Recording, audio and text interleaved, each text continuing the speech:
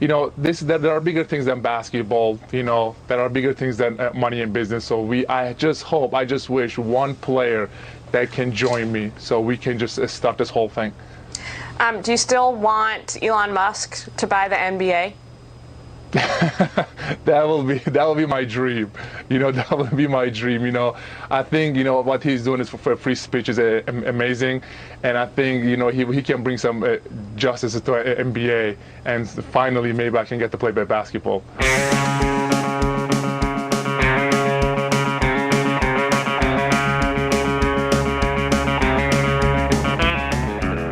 Yes, folks, that was Enos Cantor. I'm Matt Leck. With me, David Griscom. Hello, David. How you doing, brother? Man, Enos definitely needs that if he's going to be playing better basketball. It's tough because on the one hand, the first thing I would say is, look, you can't really buy the NBA. That's not really a thing. It's actually a collection of businesses in an organization. That would cause severe antitrust issues of itself if one man owned all of that. And also, Boston Celtics are in the Eastern Conference Finals without him. So imagine how good that'd be if they kept his no defense playing ass. Yeah. Anyway, Elon's doing so much for free speech. So much. It looks like Twitter's going to be coming after him for that $1 billion. We'll be talking about that a little bit in the post game. Thanks, everybody, and welcome to Left Reckoning. Thanks for sharing a little bit of your evening with us tonight. I think we got a pretty good show coming up. And a little bit, we're going to be joined by Dr. Assal Rad, who is research director at the National Iranian American Council, talking about Joe Biden and how he has continued many of Trump's policies. Frankly, war on everyday Iranian people, something that is truly unacceptable. Assal really breaks down this dynamic really well, and I can't wait to share that conversation with you all. A little bit later, we'll be breaking down some of these progressive victories in Pennsylvania and Kentucky, which was some much needed good news in a sea of very, very, very bad shit that's going on. In the post game, Matt's got some Joe Rogan analysis for us. We're going to be talking a little bit about Elon Musk and be taking your phone calls and questions. Yeah, I'm very excited to talk about Joe Rogan, there was this brief, the realignment. Oh, look at what's right and what's left, what's elite, what's capitalist. What's happening is the de-realignment, and Joe is back. The alignment.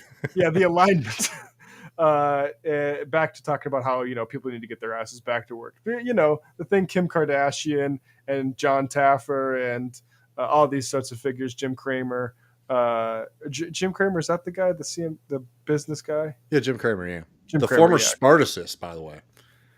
What's a Spartacist? Spartacist was like a radical communist group that apparently he was a member of when he was in college. Him and David Brooks, I guess. Yeah. Left the left. Well, hell yeah, y'all. I really appreciate everybody joining us. And just letting you know, next week I'm going to be away, but we'll be recording a very, very special episode with none other than Matthew T. Huber. Let me just pull this up for y'all right quick, because I do have to highly suggest his new book that just came out, Climate Change is Class War, where he breaks down a kind of new strategy for the left on how we can fight and build a working class politics that includes a Green New Deal and climate policy, and sort of drops off all of the kind of scarcity mindset nonsense that we've gotten from so much of the climate left so far. So really excited to share that with y'all next week. But before we get to all of that, we do have a segment coming up, and I think Matt should introduce it to us. There's my mute. Yeah, so Mayor Muriel Bowser was at a press conference earlier this week, setting off something that made my ears pick up, called Infrastructure Week. Because, as the federal government is not doing anything that it promised with regards to Build Back Better, maybe you look to local municipal governments to maybe pick up some of that slack. And so we have Muriel Bowser giving the speech here.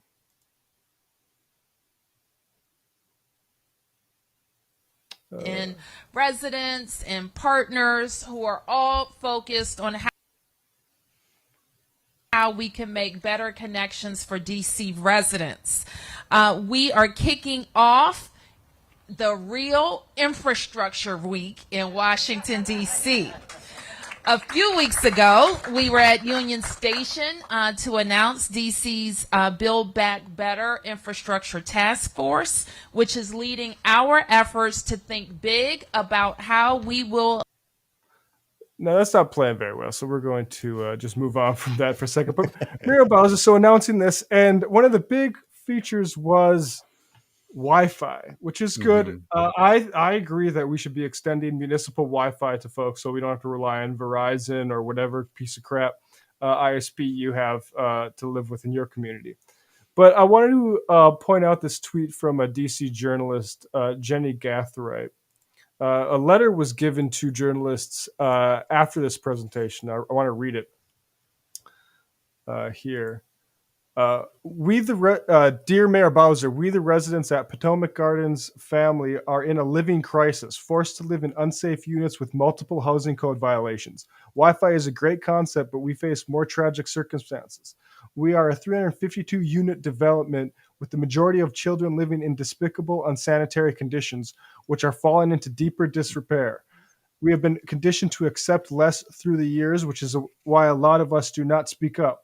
Mold, flooded, leaky units, huge holes, flying cockroaches, rats, mice are also allowed to exist on the lease. Complaints are ongoing. We implore you, Mayor, to please arrange a meeting with our resident council executive board meeting with to see if some of these can be remedied and are sorry,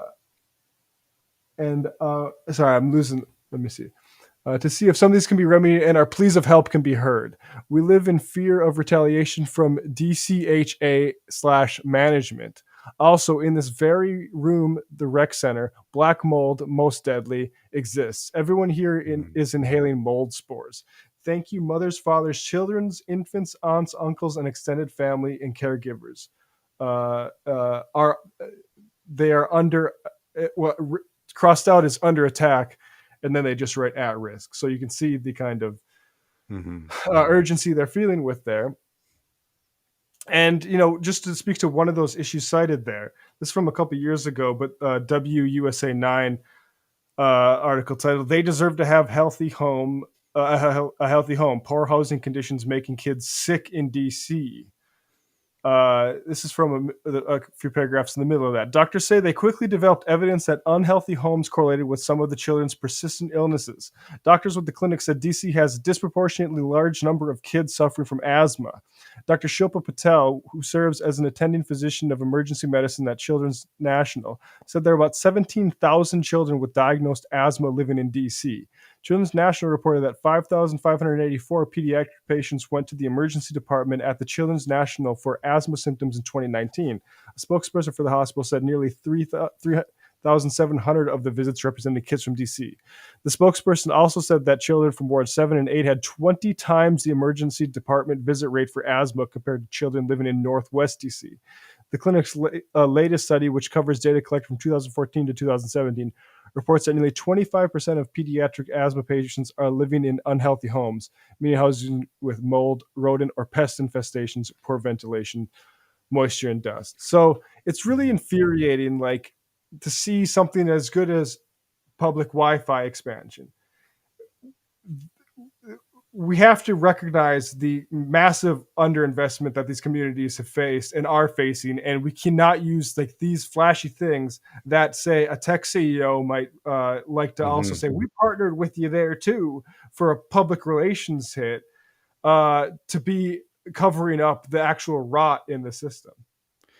Totally. And I lived in DC for a time, and I lived under Muriel Bowser when she was first elected. And, frankly, she sort of represents an archetype of the kind of best that you're going to get from neoliberalism, right?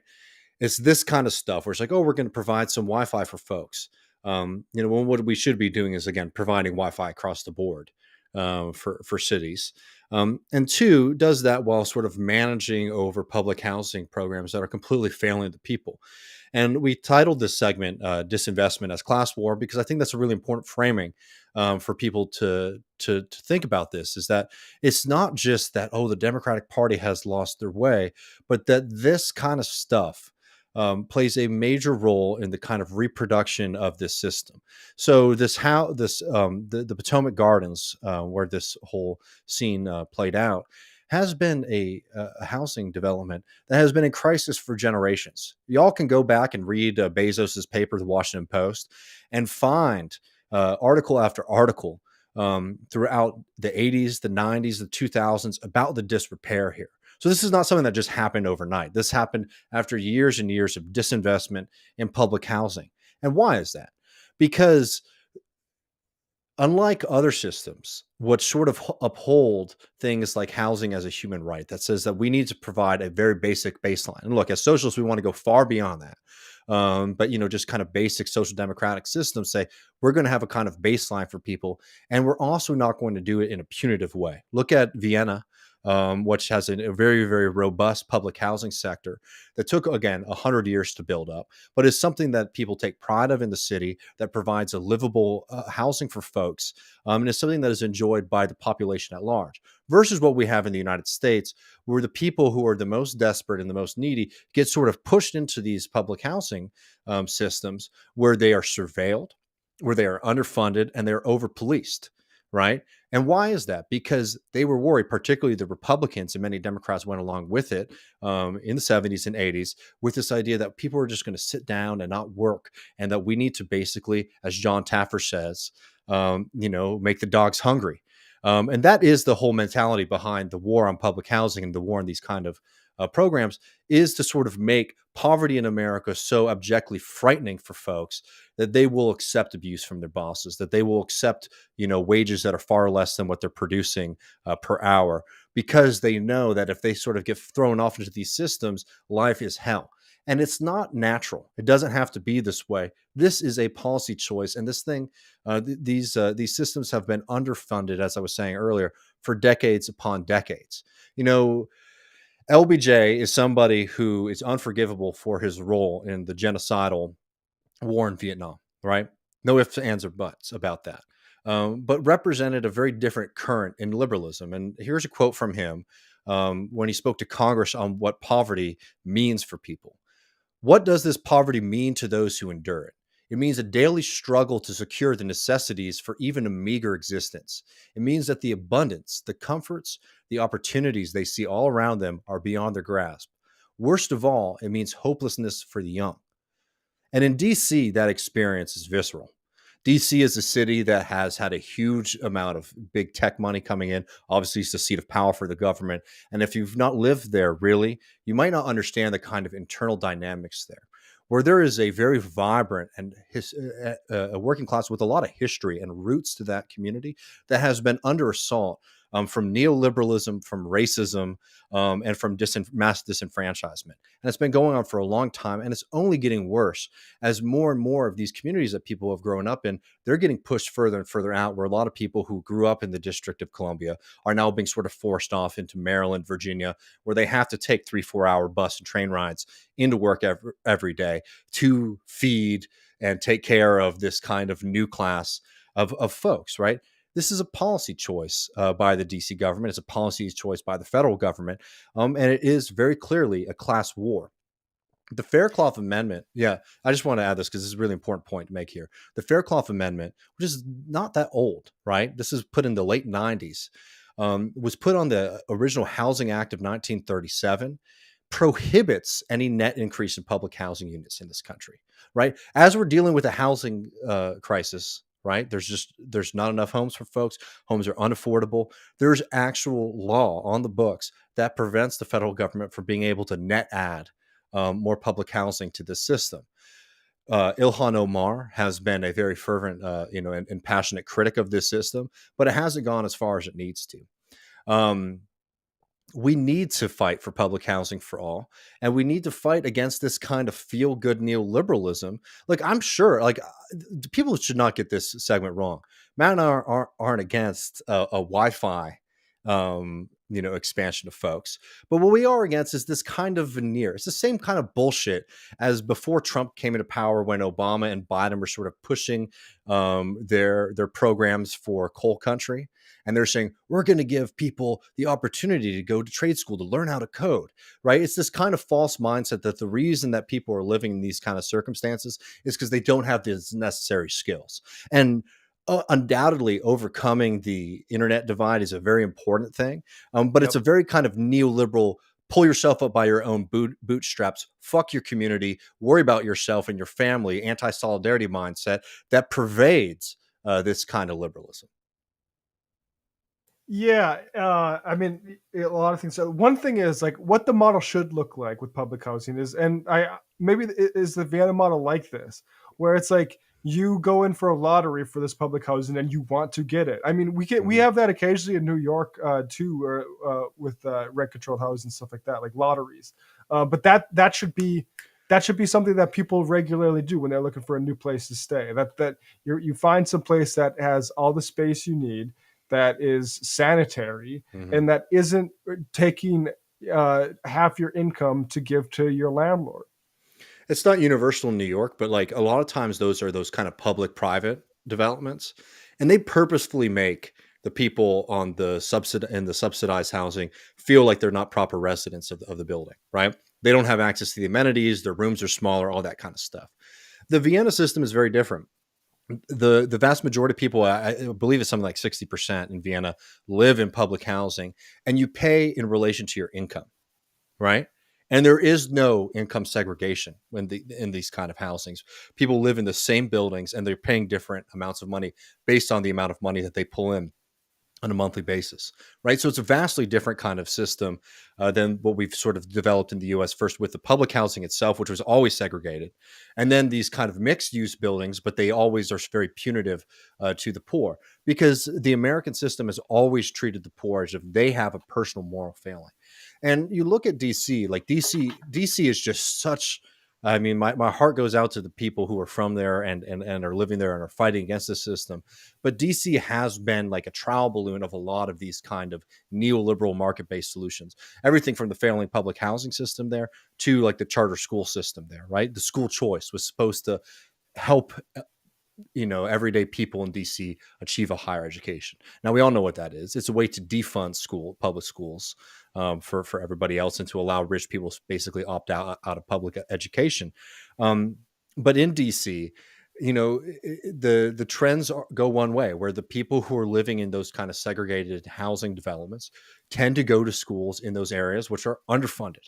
Right. But the rich kid living in Northwest DC gets to pick like the nice, cute school to go to, and maybe they'll see a senator's son or something like that. Right. It is an extremely unequal system because by design it's set up to exclude and also to punish people. And again, like these are just very, very overt aspects of class war.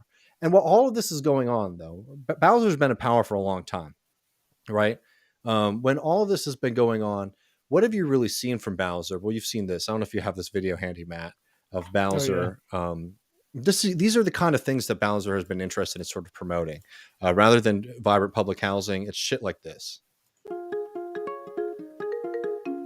It's like YKS, like... yeah, exactly. The Bezos and they want to be on the East Coast, right? Well, it makes sense. They have the West Coast Washington and the East Coast Washington. Oh, Jeff owns a house here already. Trying to attract 50,000 more employees. They're looking for a great place to live and to work. And they want to be able to walk around the city and have great restaurants and arts. Well, that's why 1,000 people move here every month. People know they're coming to DC because they can start and grow their businesses, and they have access to some of the most talented people in the top universities in the world. I gotta say, I think I got an alarm going. We've done I don't want to overstate it, but we've done our fair share of criticizing AOC. Mm-hmm. As far as like being against Amazon, yeah, and like that expansion thing, like this is like the status quo, just to get it straight. Like these fake like sort of brain trust sessions, like, oh, they could move to Washington D.C. We're so great. Embarrassing, man. And it's like, and like Bezos's role in DC has been a net negative, right? From controlling the Washington Post, to even the house that he lives in. There might be later in the video, but she notes that Bezos bought a big house in DC, and he bought a mansion like in the city.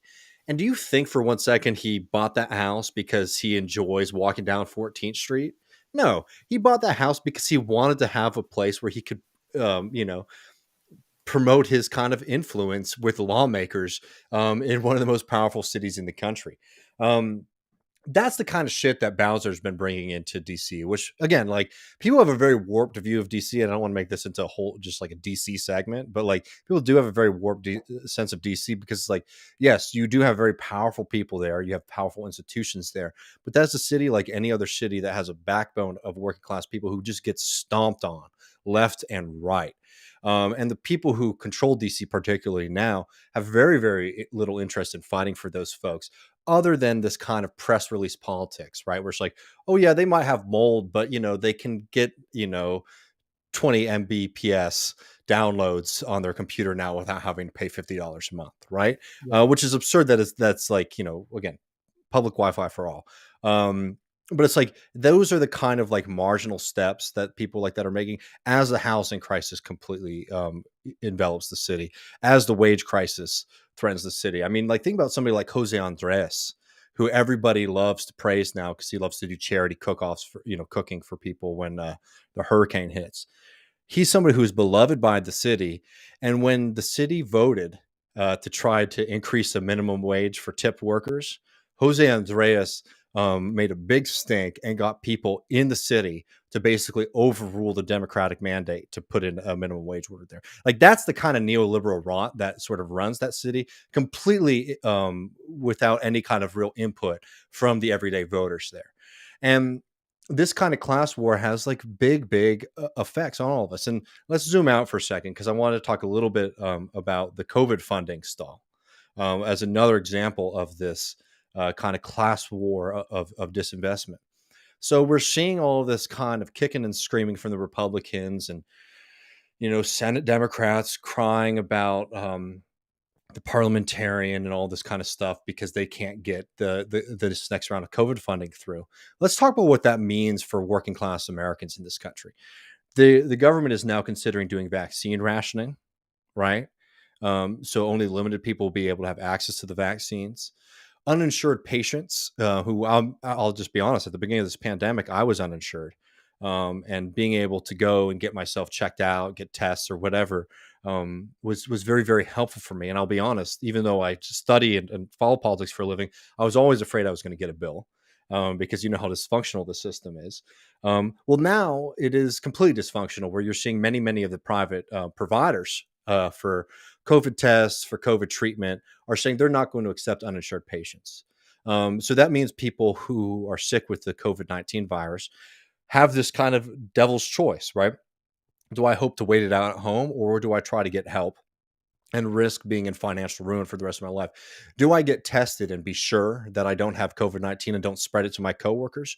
Or do I risk going in, hope that it's just a cold, and risk infecting everybody else? Because my boss will only accept an official COVID-19 test to exempt me from work, right? Those are the real effects of this kind of shit. And another one is rural hospitals in this country. So Texas led the country because of Republican disinvestment in this system and because of the kind of bizarre logic of the private healthcare system that just doesn't make it feasible to have small hospitals in places that are convenient for people to go to because, one, a lot of those people are poor, or a lot of those people are on Medicaid, Medicare, which is not going to pay out as much as private insurance. A lot of those hospitals struggle to stay open because of the system. And, the Republicans love to talk about how much they love rural people and rural ranchers here in Texas. They don't give a shit about them because when it's actually fighting for their actual right to life and their right to health care, they're completely silent. So as Texas has been undergoing this massive closure of rural hospitals for the past decade, 2010, 2020, you saw it stop in 2020. And why was that? The COVID-19 pandemic meant that federal funds were going to these rural hospitals. And I believe there were no closures, at least the last time I checked. of rural hospitals in Texas in that 2-year span. Remember, they led the country in this before that federal funding. And then during this federal funding, people were able to get healthcare, hospitals were able to stay open, right? These questions are life or death. And I know we don't have to educate our audience on the austerity of neoliberalism and what that meant. But I do think this kind of framing is an understanding that it's not just, oh, these guys are fucking up because they have a constituency that they can win, is understanding that the despair, the poverty, and the worry that working people experience is not just the consequence of politicians not caring. It's baked into the cake, because you want to have people who are not willing to stand up and fight for themselves because they recognize that the consequences of losing are too high. And they're very worried. This is why we're talking about this later with Rogan, UBI stuff, basic income, right? That's why there is this fear of the ruling class and politicians, and certainly people like Elon Musk, against these kind of direct payments that people experience, because that led to folks saying, you know what, fuck this. I have enough money to float me for 2 weeks. I can find a job. I'm not going to work for this asshole who's been sexually harassing me, or I'm not going to work for this company, which I know is underpaying me, right? You saw this kind of worker militancy come in this period, because for a very short and brief moment, it was not enough, and it was not expansive enough, and it was filled with problems. But it did have knockdown effects, that some people had the ability to say no. And this system does not want a working class that can say no or to fight for themselves. And this disinvestment in public good, it's not just bad politics. It is the front assault of the class war that is waged against working people in this country. And we need to understand it as such. Yeah, I mean, remember our Applebee's memo? The guy got fired for saying, "Yeah, this inflation is actually going to make people more desperate because they're going to have a tough time paying for the things that they should, frankly, not have to rely on market and capitalists for, like housing and transportation and all that sort of stuff." So, yeah, it's going to be a continued theme. Totally. Well, I think we're going to jump over to this, our interview with Dr. Assal Rad. Again, I can't wait to share this with you all. We'll come back and we're going to do a breakdown of some of these results from the elections in Pennsylvania, Kentucky, elsewhere.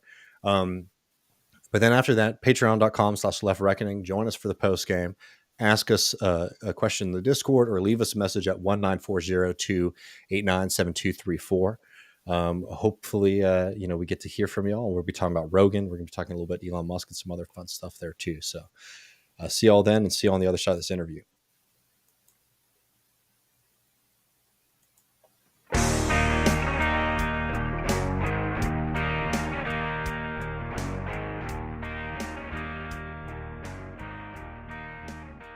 Well, welcome back, everybody, to this episode of Left Reckoning. We're really, really lucky and excited to be joined today by Dr. Assal Rad, who is the research director at the National Iranian American Council. Thank you so much for spending some time with us today. Happy to be here. Well, we got a lot to get to, so let's not dilly-dally too much. We really wanted to start by, setting the scene, sort of talking about the Biden administration and the Iran nuclear deal. But before we get there, could you just sort of briefly explain what Donald Trump's posture toward Iran was during his presidency? So Trump really comes in with this anti-Iran deal attitude specifically. Of course, this is coupled with the fact that he has all of these Islamophobic comments, the Muslim ban itself. So he has this hostile rhetoric, obviously, towards most of the Muslim world.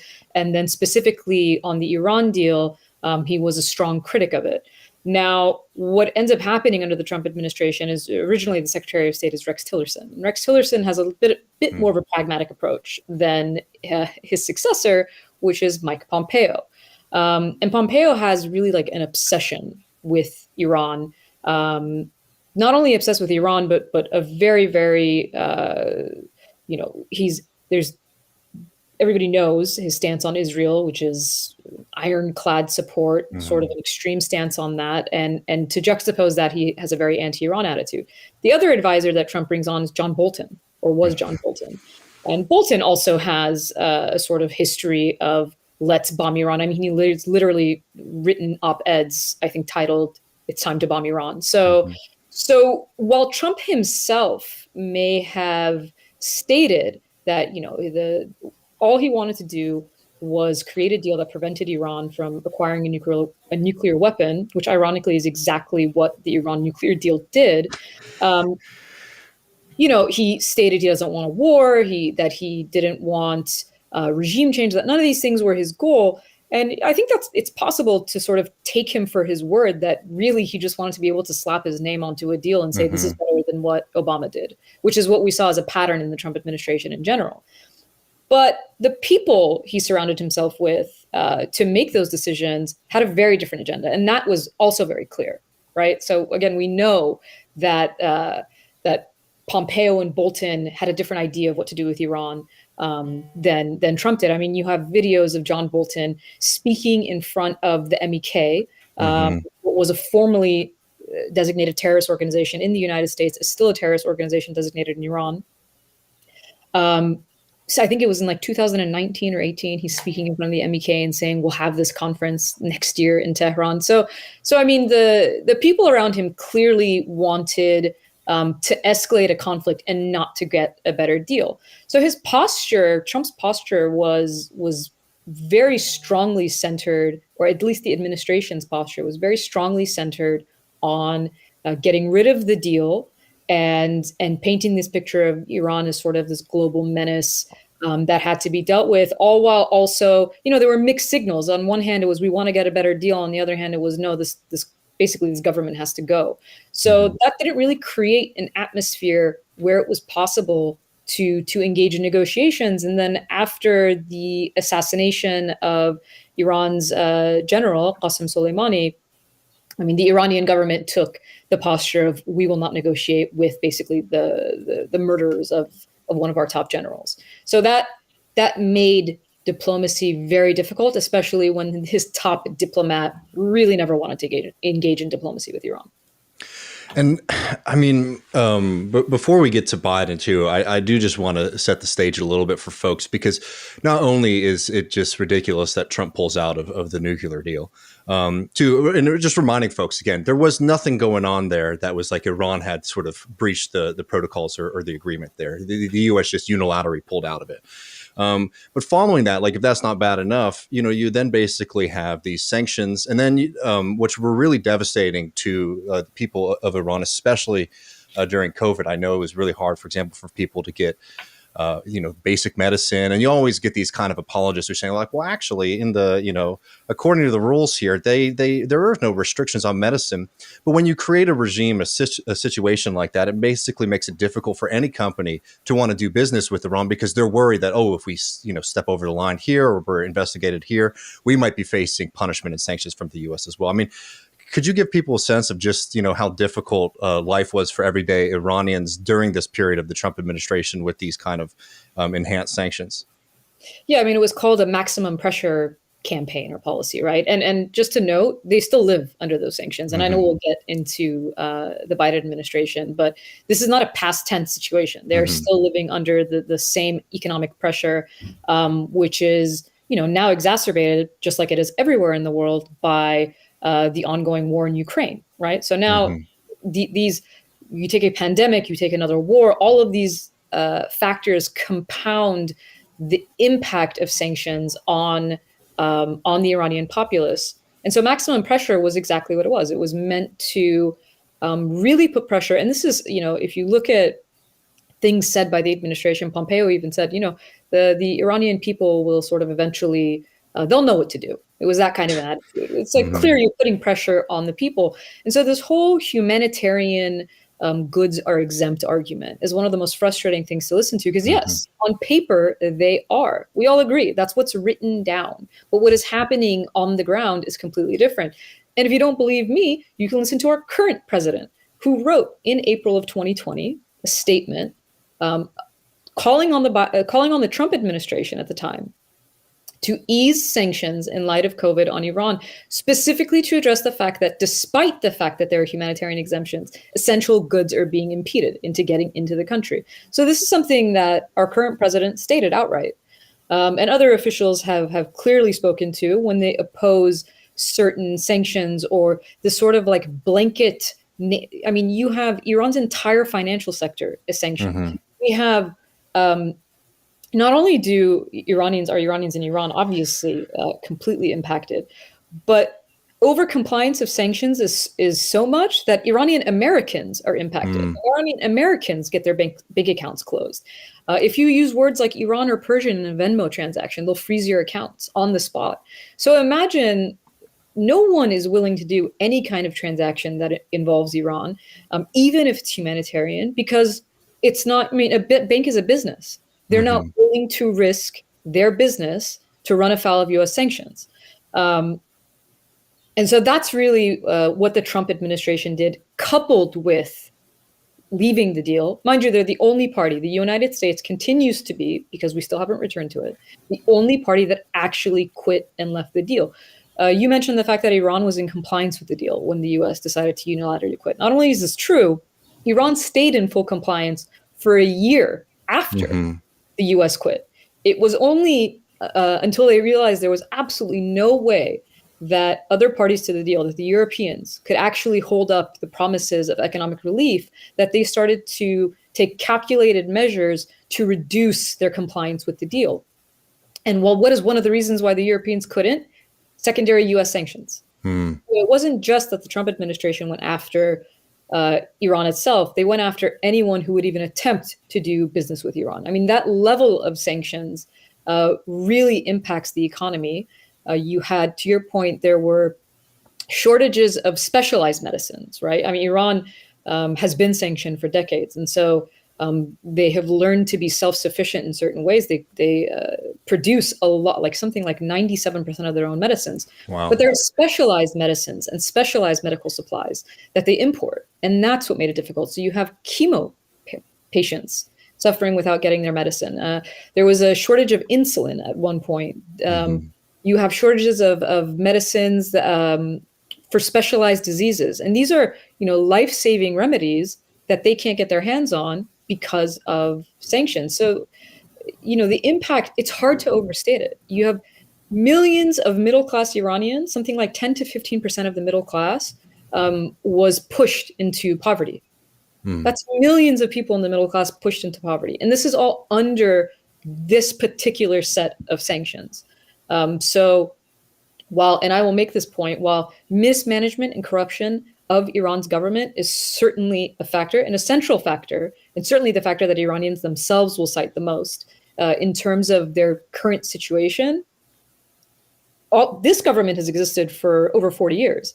But this set of sanctions is what's created hyperinflation in the country, where all of a sudden their money is devalued, to a point where basic goods are hard to purchase, even when they are available. So, I mean, the impact is just across the board, except for the very wealthy. And it's the same thing we see in every country, right? Every time there's an economic impact on ordinary people, the wealthy don't suffer.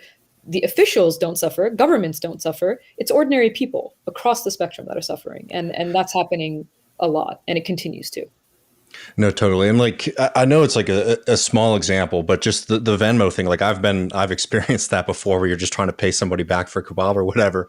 Yeah. And you get it flagged, and it's funny and a little trivial, but it just shows how far these companies go and bend over backwards to try to stay in compliance, that you could be in Los Angeles and just trying to pay somebody back for dinner, and you're going to get flagged by these systems. I actually want to give you an example just to show how ridiculous compliance is. Etsy took down a shop of an Iranian American woman who was making something called Persian dolls. And Etsy took down the shop because the word Persian was in what she was selling. They were dolls being sold by an Iranian American.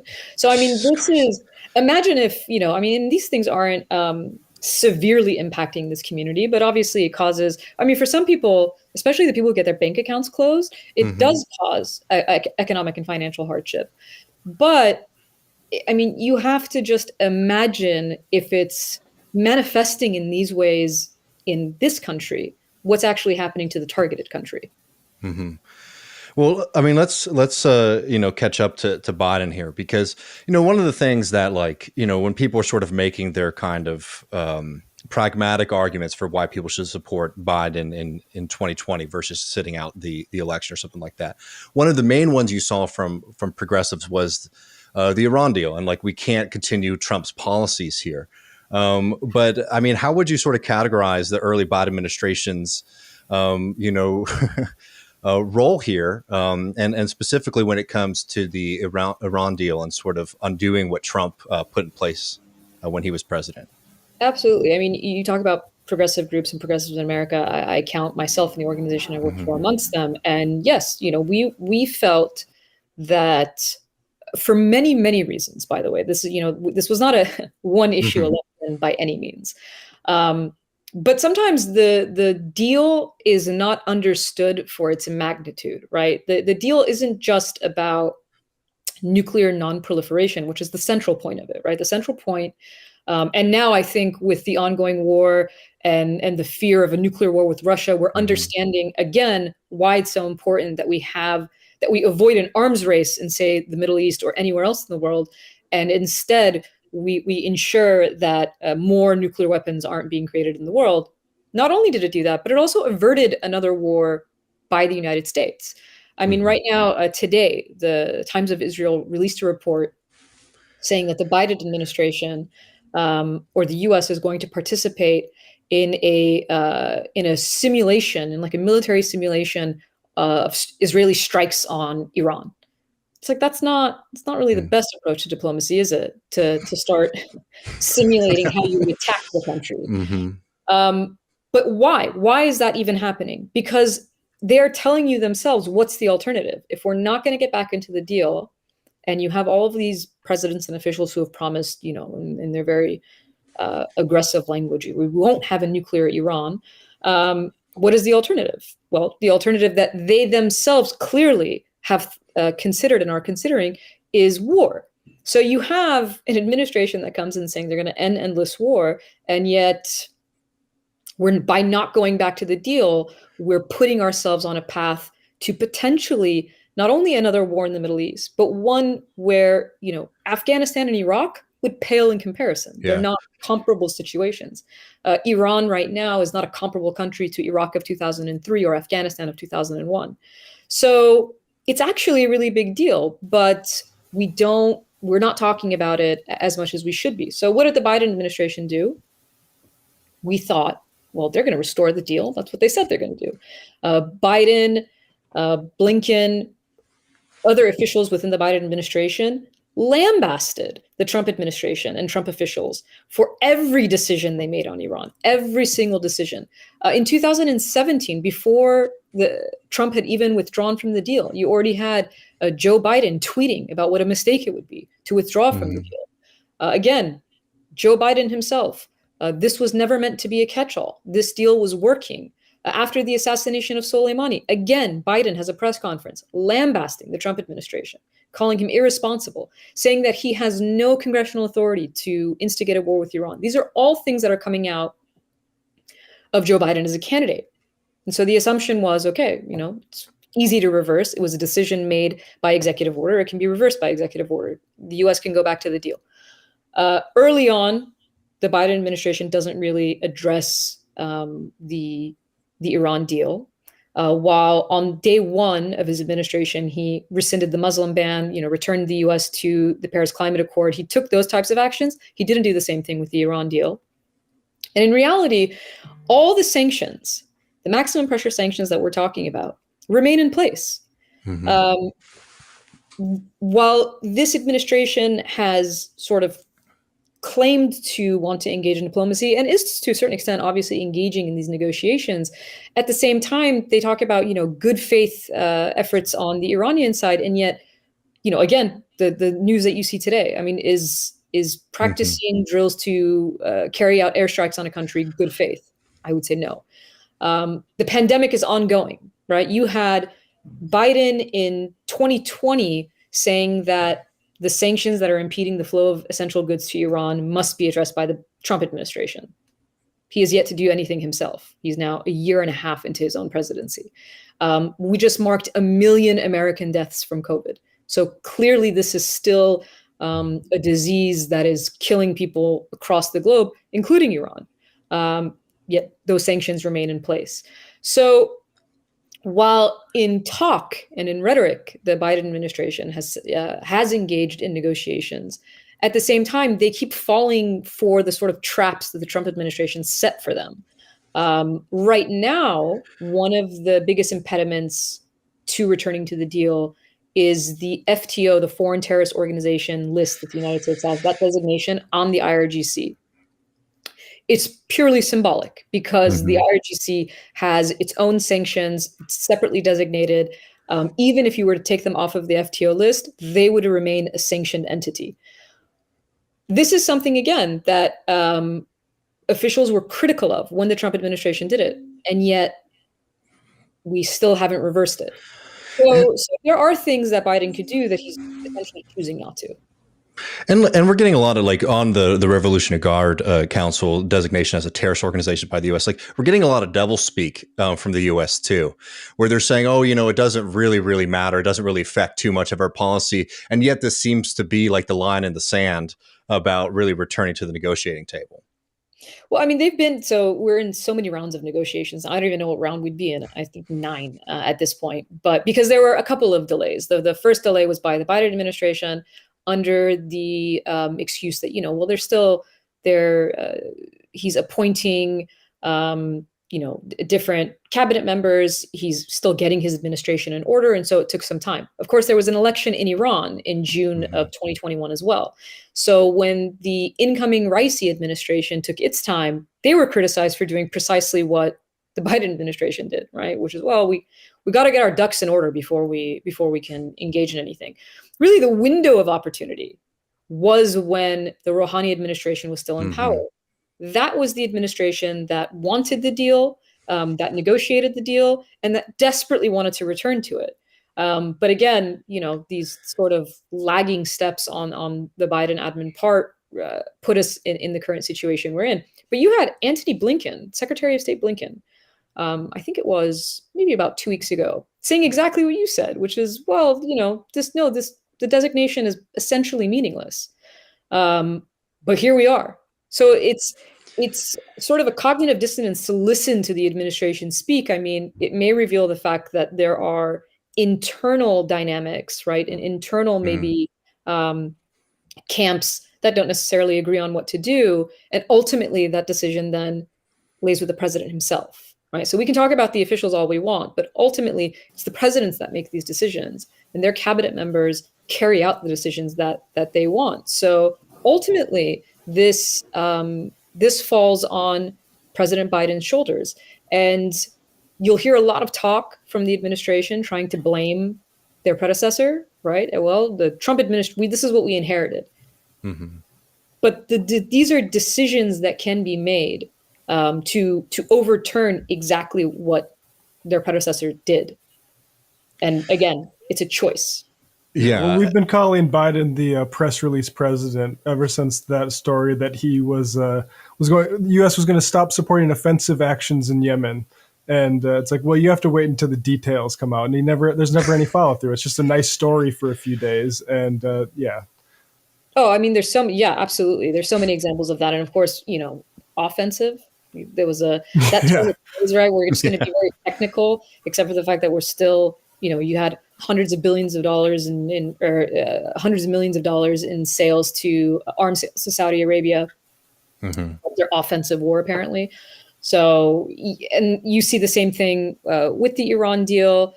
It is very sort of frustrating, obviously, for those who tried to support the administration as our best of bad alternatives, and to see. There's another one early in the administration. They said they were going to do a review of sanctions, especially sanctions and humanitarian impact. That was what I believe the first statement was in January of 2021. And then in October of 2021, so something like 9 months or 10 months later, they release a 9-page report. So a page per month, essentially. Which doesn't really address anything. Basically, what the report says is, well, sanctions are good. It's just that our predecessor didn't do it good enough because he didn't get enough partners along to do it. And there was like one paragraph about humanitarian exemptions with no actual steps to address how that's going to happen. So yeah, this has been, unfortunately, the sort of pattern with this administration is to talk but not deliver. Can you speak to? Sorry, Dave, just to jump in real quick. But while we got you, the achievement of the Iran deal in the first place, for about 7 years on, so like the first draft of history, what should people understand of that they got it done in the first place? There's a few things that are really important about the deal. In terms of, again, what's like the central purpose of the deal? The central purpose is to have international monitoring on Iran to ensure, because Iran is a signatory to the Non-Proliferation Treaty, the NPT. Mm-hmm. So Iran is already a signatory to an international agreement that says they are not pursuing nuclear weapons, but nuclear technology has other applications, energy, medicine, etc. Right? So they're allowed to have a civilian nuclear program, but as a signatory to the NPT, they can't have a weaponized program, which they state themselves. They have repeatedly stated that that is not their intended goal, which is why they're a signatory to the NPT.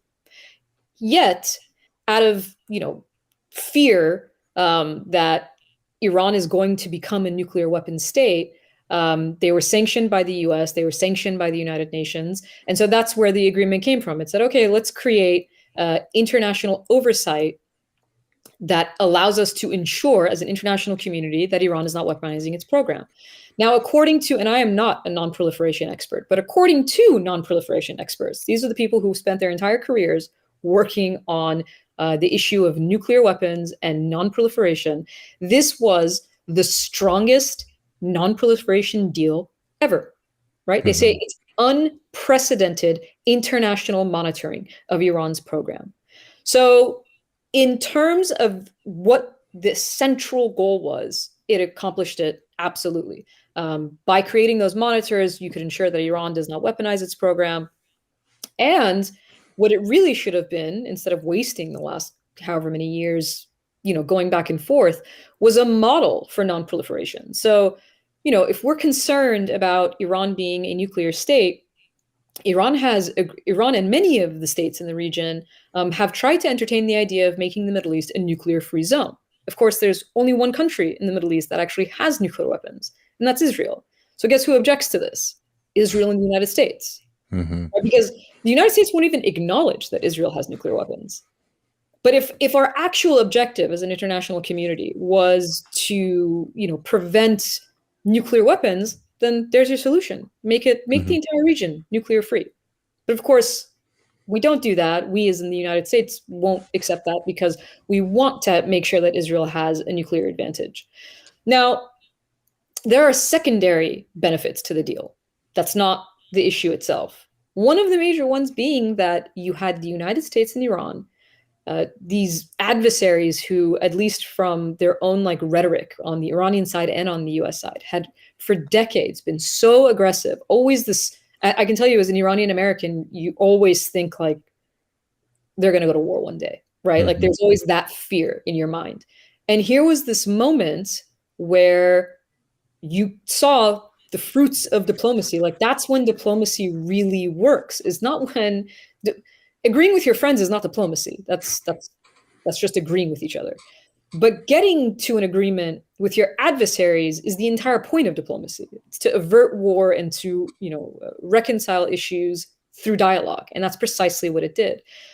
For Iranians themselves, and this is why you saw images of Iranians flooding the streets to celebrate the deal, it was also seen as a sort of turning point, right? You had this revolutionary government who came into power in 1979, consistently used anti-US, imperialist rhetoric.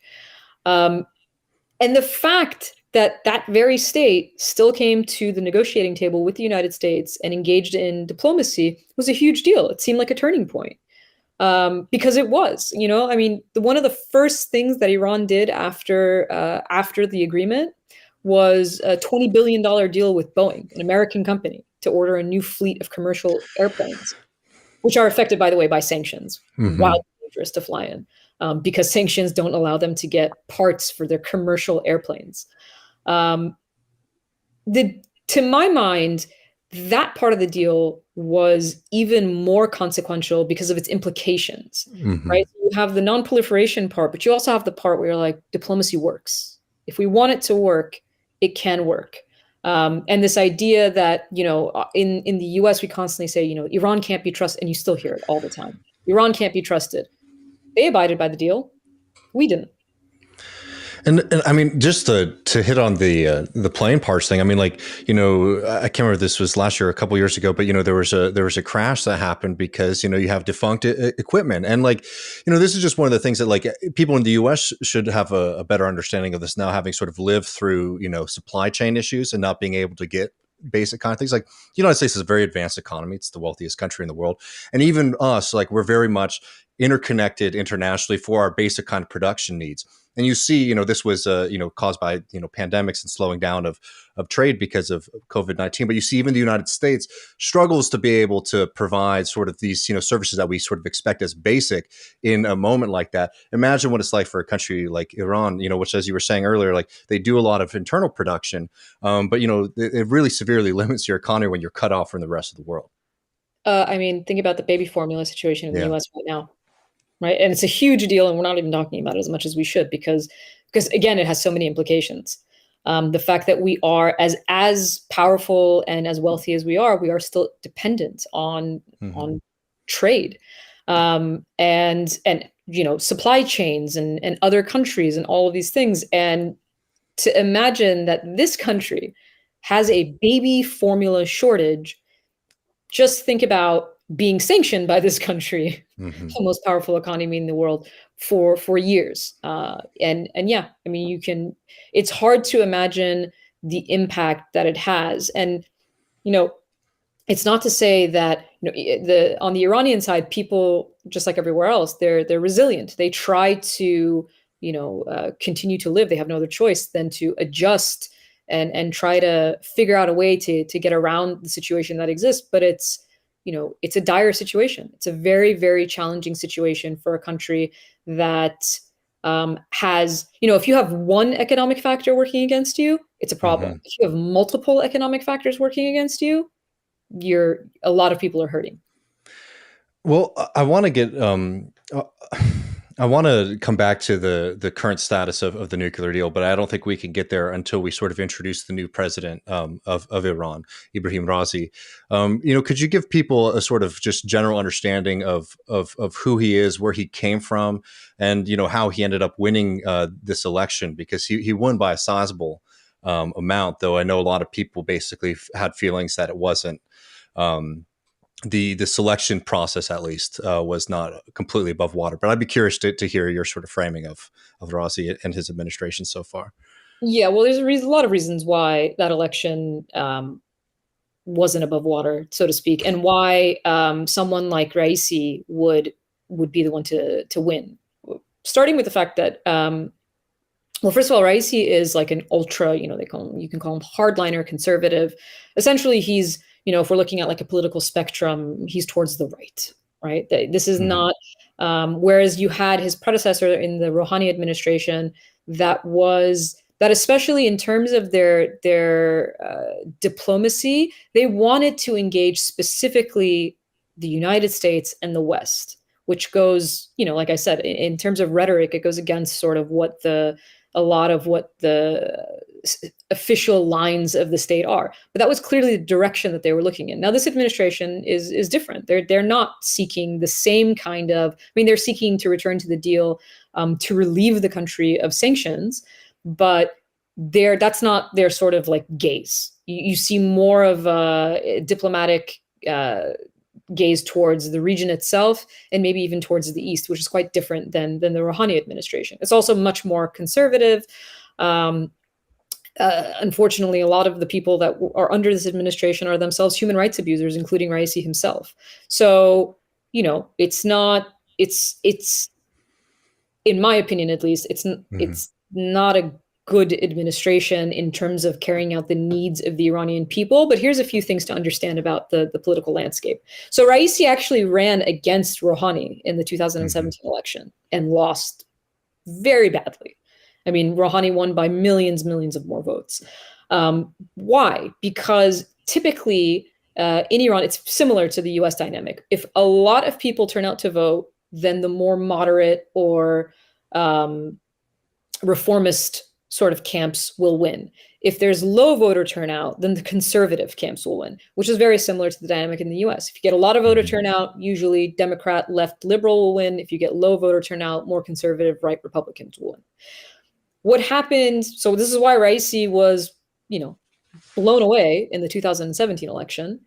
But in 2021, there are multiple factors that play into why you have very low voter turnout. In fact, record low voter turnout since Iran has held elections of this manner over the last 40 years or so.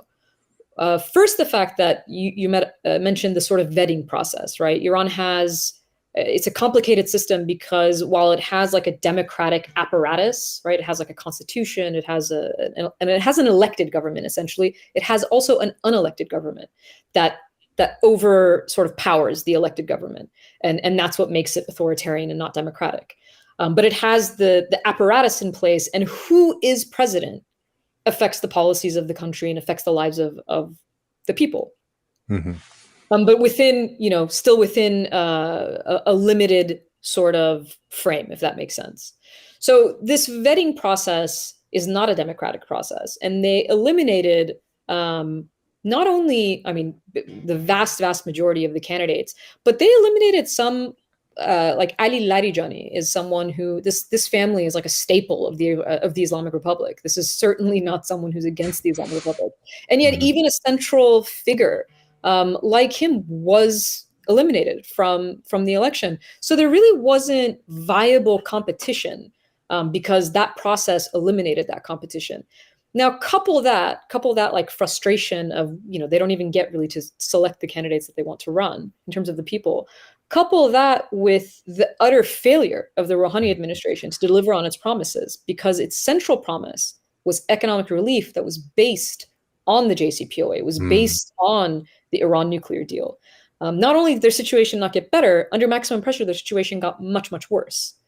Add a pandemic, and you get a lot less people who are, willing to go out and vote. And I will be fascinated to see what happens in the US in 2024 when you compare voting maybe in 2020 to 2024. It's just sort of what happens is all the what would galvanize people to vote, no factor existed. And so there were different reasons why people didn't vote, but they just didn't. A much smaller voter turnout brings someone like Raisi to power. Now, what does that mean?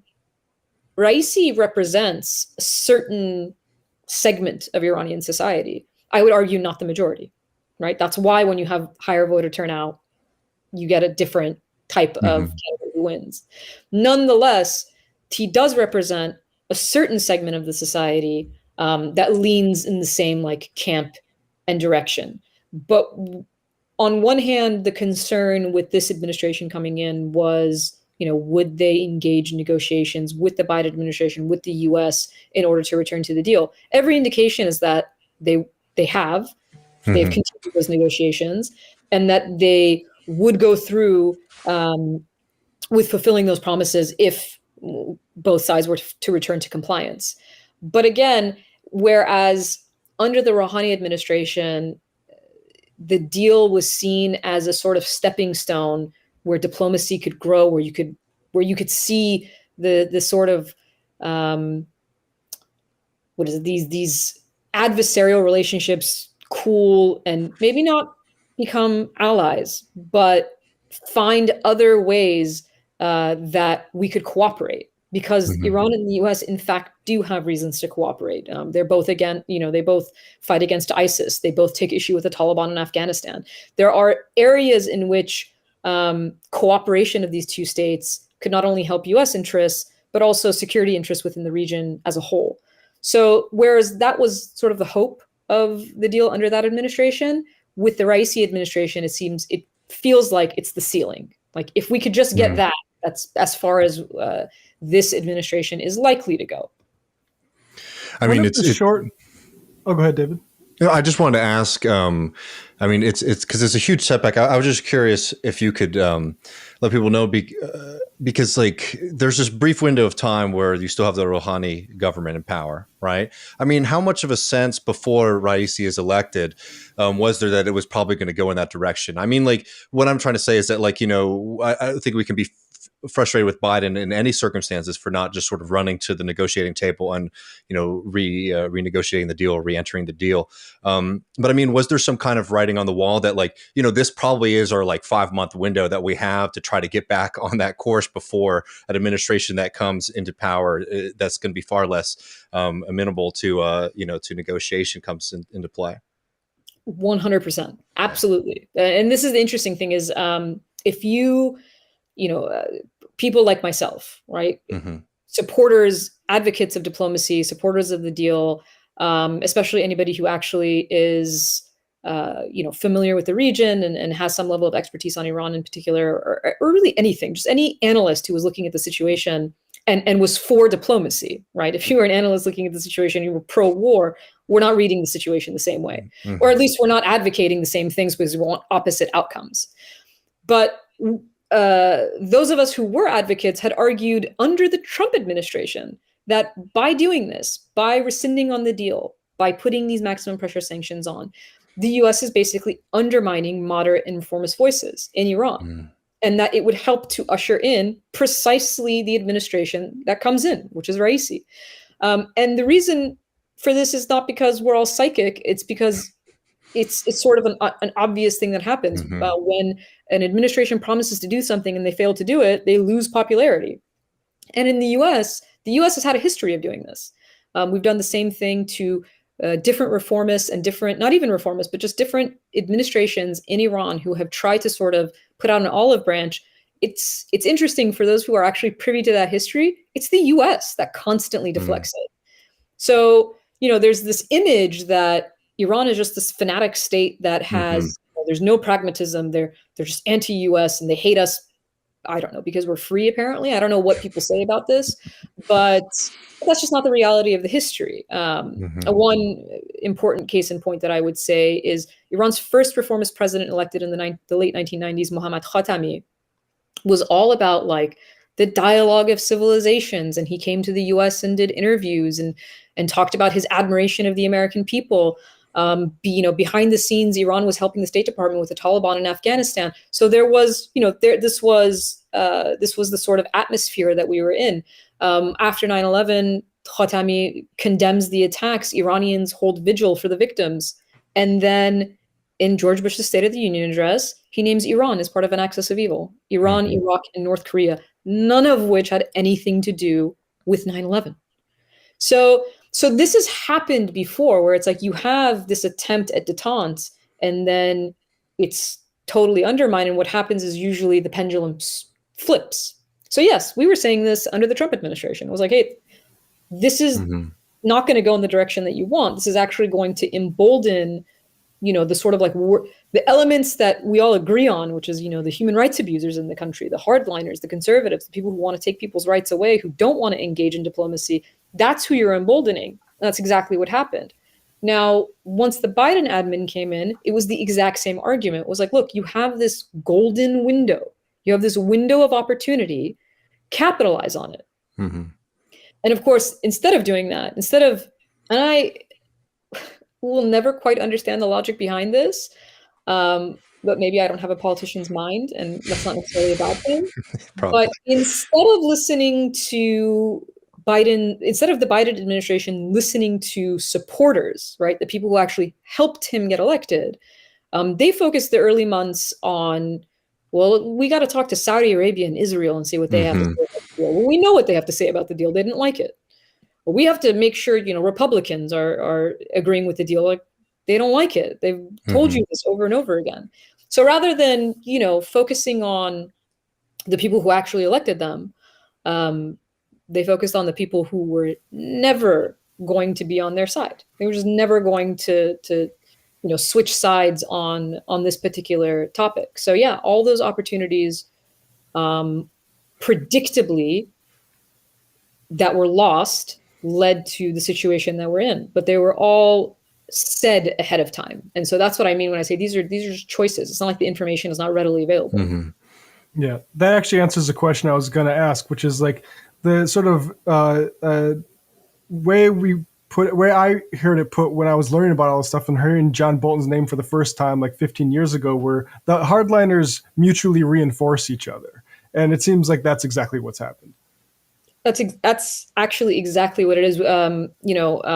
Commentators on pro diplomacy side will always use that example. It's like, well, just like we have hawks in the U.S. who have done everything they can to thwart diplomacy, Iran has that too. They're called hardliners, and so the people that they tend to criticize, they are in certain ways a mirror image of. And I mean, there are other fascinating sort of parallels when you look at the US and Iran in terms of its political structure, because those factions also tend to be the most religiously inclined, right? The most religiously extreme, at least in their views. So yeah, they're the same dynamics exist, and I think sometimes that's lost, right? Iran is seen as this monolith, whereas it's an extreme. I mean, it's over 80 million people. It's a diverse country, it has diverse political views, and that is true of its own government. Just like we have members of Congress who basically hate each other, right? They hate each other openly on Twitter. The same thing exists in Iran and any other country. Like, these governments are still just made up of part of that population, and so they're not all the same. They don't see things all the same way, and there's definitely a parallel between the hardline camps in both sides. Yeah, I mean, it's endlessly frustrating, honestly, how a lot of people in the U.S. sometimes they like flatten like entire countries to, one image, when, I don't know, you just need to walk outside your own house to see that, people have very different opinions on lots of different stuff. But I wanted to ask about these food protests, because I've seen these headlines starting to pop up over the past few days, that there have been pretty significant protests in several cities across Iran about the increase in food prices, primarily flour-based foods. Could you talk about that a little bit? And then I am just curious to hear your thoughts about how that's being covered in the U.S. as well. And yeah, I just go there, and I have something else to add in a little bit. I'm actually glad that you brought up the food protests as well, because I think it's important to sort of understand the different factors that contribute to the current situation. I mean, first and foremost, it is important to say that the use of force against protesters, whether it's Iran, whether it's Palestine, whether it's the US, it does not matter where it is. The use of force against protesters is not only wrong, but actually violates, human rights obligations that are understood under international law. People have the right to assemble. People have the right to share their grievances, especially when the grievances are 100% rightful. I mean, you have a population that is suffering from every side, They're suffering under the corruption and mismanagement of their own government. They are suffering under sanctions, which have made it worse. They are suffering under a pandemic, which has caused global economic disruptions. And they are suffering now, compounded on top of all of those things, because of the food supply chains that have been affected by the war in Ukraine. I mean, look at the US right now. People are struggling. They were already struggling, first of all. They've been struggling for a long time, but they're struggling even more because gas prices are like triple what they used to be. Inflation is out of control. And this is the wealthiest country in the world. This is one of the most affluent populations in the world. And so many people are struggling, partially because what happens, wealth is constant. We're wealthy because there's a few people who have a lot of wealth, but the vast majority do not actually have that wealth. They are not gaining wealth generation after generation. They're just surviving, essentially. And so you see that this is a phenomenon that exists across the world, essentially. Iran is not unique in that sense. There are people who are still doing well because they will continue to do so. There are, when we talk about sanctions, one of the parts that people rarely talk about is how sanctions benefit, the black market and the very elements that we're talking about, that the corruption and all of that. Guess where a lot of it comes from? Sanctions, right? Because when you're trying to figure out a way to get around something, there's always a lot of money to be made, and that's where a lot of corruption comes from. So sanctions actually exacerbate not only the economic situation, but the corruption of those states. So they have to deal with all of these things, and now the announcement, protests actually started in Iran's southwestern province of Khuzestan a week ago. because of an announcement that bread subsidies would be cut. So the state subsidizes a lot of these food products because people would not be able to afford them otherwise. It's the Raisi administration who's choosing to cut these subsidies. And that sparked protests there. Those protests have spread to other areas of southwestern Iran, and then continue to spread to northern and central cities as well, where you see working class and poor Iranians really, really struggling to survive. And when suddenly, I mean, you have reports that say the price of staples like chicken, eggs, dairy products are going up 300%, they simply can't afford it. And so that desperation and frustration spills out into the streets. And you can't, I mean, rightfully so, as would anybody in that kind of a situation. Now, while those protests are sparked by these prices, there are deeper fissures within the society. We saw this in 2019 when there were protests in Iran. They originated because of an announcement of the Rouhani administration that gas would suddenly become much more expensive. And this, again, same demographics were protesting throughout different areas of the country. Whereas maybe protests in the past in Iran, like if you look back at 2009 and the Green Movement, it's a very different demographic and sort of geography of where protests are taking place. This is really people who are most impacted by these policies and most impacted by just trying to sustain their livelihoods. But of course, their frustrations are with their own government, as they would be in any case, right? No, usually when people protest, they protest their own government. They don't protest other governments. And I say that because it's not just the Iranian government is certainly the most central figure that is responsible for the situation of its own people. But I think as someone who sits, especially as an Iranian American, right? Someone who is of Iranian heritage, but born and raised in the United States, as someone who understands what's happening there, it's not that I think that we can necessarily solve those problems, but we could at the very least not exacerbate them. We could not foment them. We could not flame them constantly. And I think that's the frustration with US policies is, you know, this concept can be applied to our policies domestically as well. We create problems and then try to fix them after we've helped to create those problems. And then usually our policies and our solutions make them worse. I totally agree. And it's just to wrap things up. I mean, one of the reasons, I mean, we've been wanting to get you on the program for a long time now, actually, but one of the reasons I reached out is that there's something about the way that Iran is being covered right now in the US that feels unfortunately like very retro, right? We're getting like a lot of this like breakout time paranoia that, you know, Iran is, you know, just a few weeks away or whatever from, you know, completing a nuclear weapon. Israel has been, you know, I think earlier today, they're announcing that they found more centrifuges in Iran, and we don't have to speak necessarily to the validity of that, but there is that kind of, like there was, I feel like in the, you know, the mid 2000s and the early 2010s, this kind of like anything goes when it comes to talking about Iran. That I think only exacerbates, at least for the general American, this kind of propagandized way that most people think about the country. It makes me very, very worried about, you know, the potential of conflict, especially in the you know, the situation that the Biden administration has been so slow to really reignite, you know, this kind of diplomacy that was so helpful and moving and, you know, meant a lot to a lot of people. You know, just in the last, you know, couple of moments, I would just be curious to hear your thoughts on, you know, where you're feeling about, you know, what comes next and, you know, your just sort of perspective as an Iranian American, the way that these things are being talked about and the kind of recent events as well. Well, I can tell you from my perspective, this is how they've always been talked about. So I actually authored a report that we released early January called Othering Iran. And the main argument of the report was to say our policies on Iran are really like nonsense, like they're irrational. If you look at, and it's not just Iran, we have irrational policies, especially in foreign policy. US policy is not looked at as being ideological, but it is, right? Like just the fact that we use phrases like unconditional support for Israel, that doesn't even make sense. Like if you just think about it for 1 minute with a grain of logic, to say that something has no condition is a fanatic statement to say it doesn't matter what you do.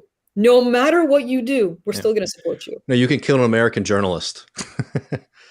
You could do that, and nothing would change, and we would send you more money. So it is ideological, and the flip side of that is this sort of like anti-Iran attitude, right? It is so easy to say really racist things about Iran and Iranians, and no one seems to really bat an eye. Like, it's just, yeah, that's normal. I mean, you had a Senator Risch like a month ago or so talking in the Republican Senate had a press briefing to talk about how much they hate the Iran deal. And in it, he said something, I'm paraphrasing, but he said something like, I don't speak Persian, but even if I did, I don't think I could find the words good faith because I don't think good faith exists in their language. Jesus Christ. Huh. Well, I mean, that's a blanket statement. I mean, that's the language of not only Iranians, by the way, but countless other people, millions of people around the world.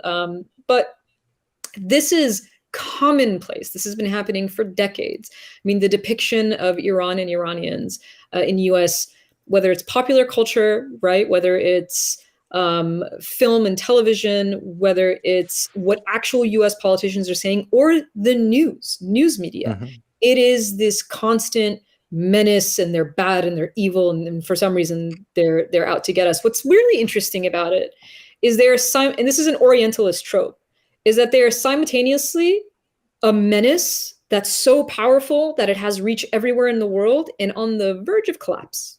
Always. It's always extremely weak and extremely strong at the same time. And that's because it's just a matter of what purpose it serves rhetorically when you're talking about something. You just want to say something, so they're very strong in this context. In this context, they're very weak. We can take them out.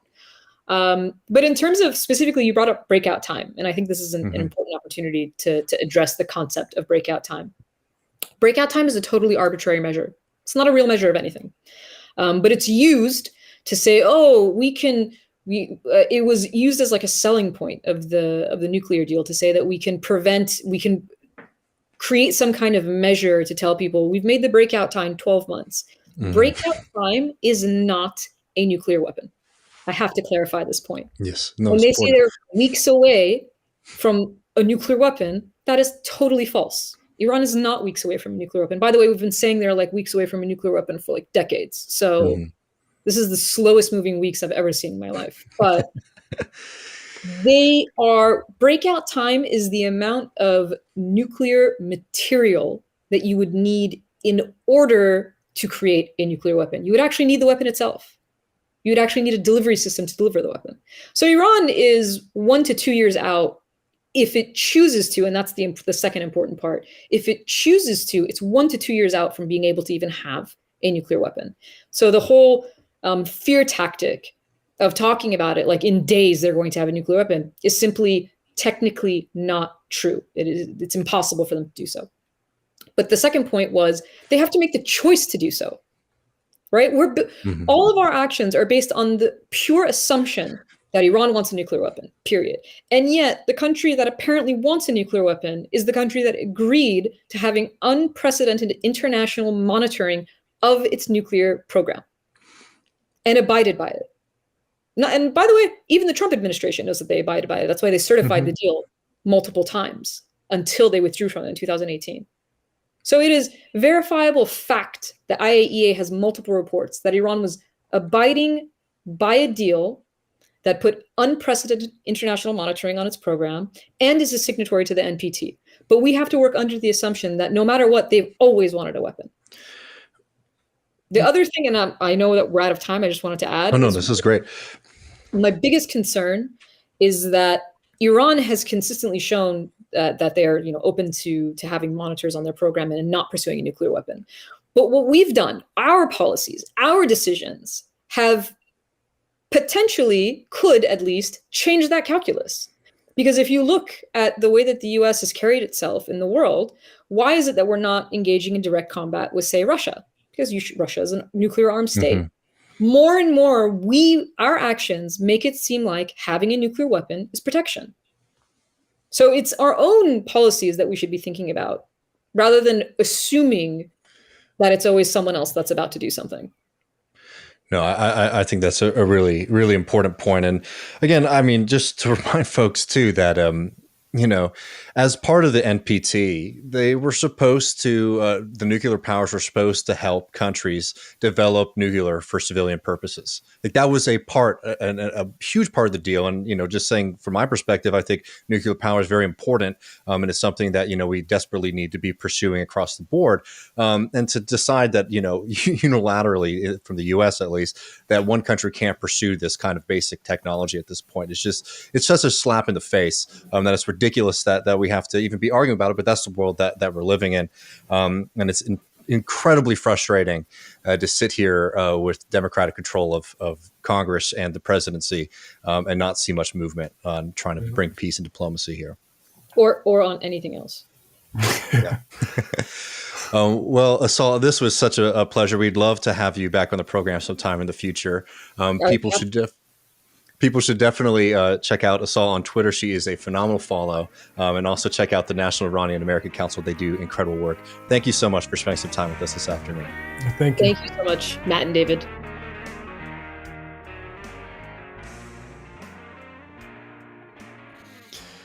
Yeah, man.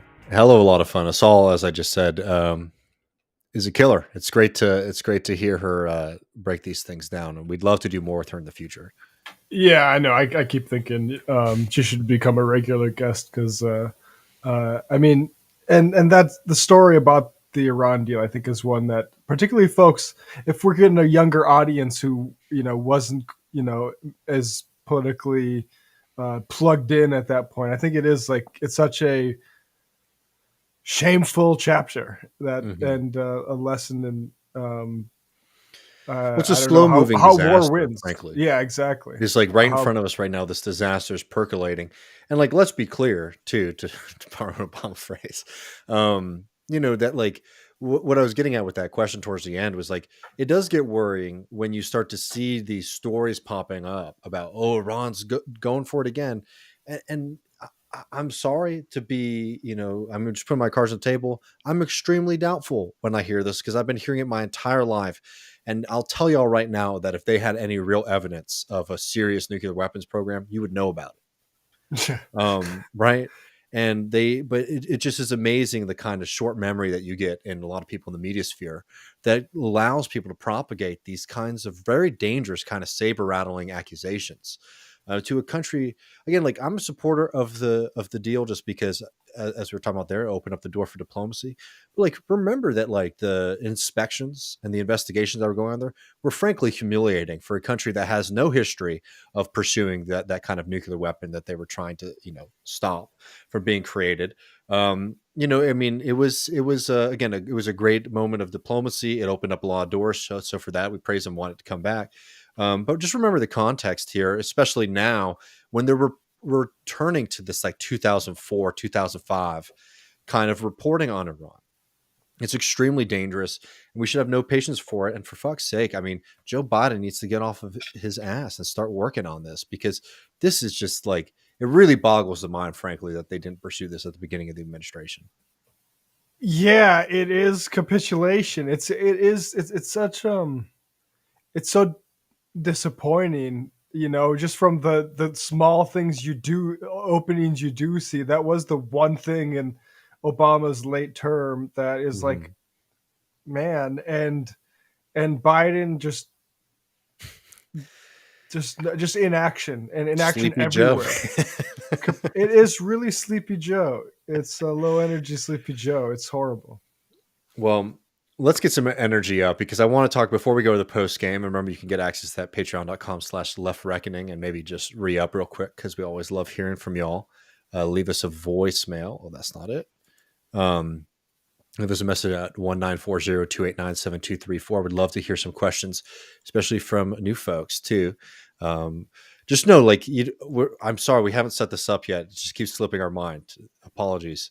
It just beeps. There is no welcome message. But don't get scared. The line works. It just beeps and then leave a message after that. We'll get that fixed soon.